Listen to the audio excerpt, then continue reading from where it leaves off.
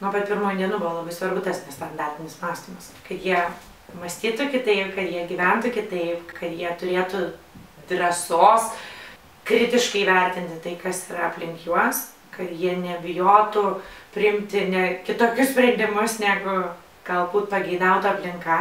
Visa tai prasideda nuo labai paprastų dalykų. Mums visada atrodo, kad rytoj pradėsiu, nes tai reikalauja kažkokių žvėriškų pastangų. O iš tiesų tai yra labai paprasta. Galima pradėti nuo to, kad vaikas tiesiog spręs, kaip jam apsirengti. Ir kartais jo pasirinkimai atrodys keisti ir galbūt mums visiškai nepriimtini, bet tik taip vaikas atras, kas jam iš tiesų patinka, kas jam tinka. Tyrinėdami tą maistą, rinkdamiesi, kas jam patinka, kas jam nepatinka, bandydami įvairius derinius, jie atranda. Principas ir yra tas, kad paleiskime tuos vaikus, palikime juos ramybei, nes iš tiesų jie labai daug ką daro nuostabiai.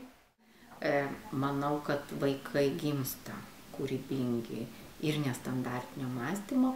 Klausimas, kiek mes juos skatinam tapti standartiškais. Ar tėvai padeda, ar jie trukdo. Tai aš pati tokia jaučiuosi didelė trukdytoja tapti standartiniu. Aš skaitausi su jais nuo to laiko, kai jau pradedi su jais bendrauti.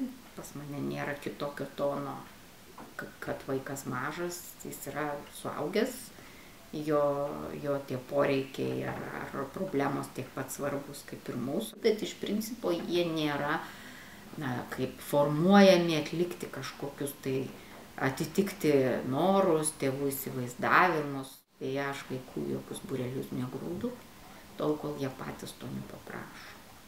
Ir nemanau, kad reikia labai mažą vaiką dar kažkur tai lavinti papildomai, nebent jis pats nori.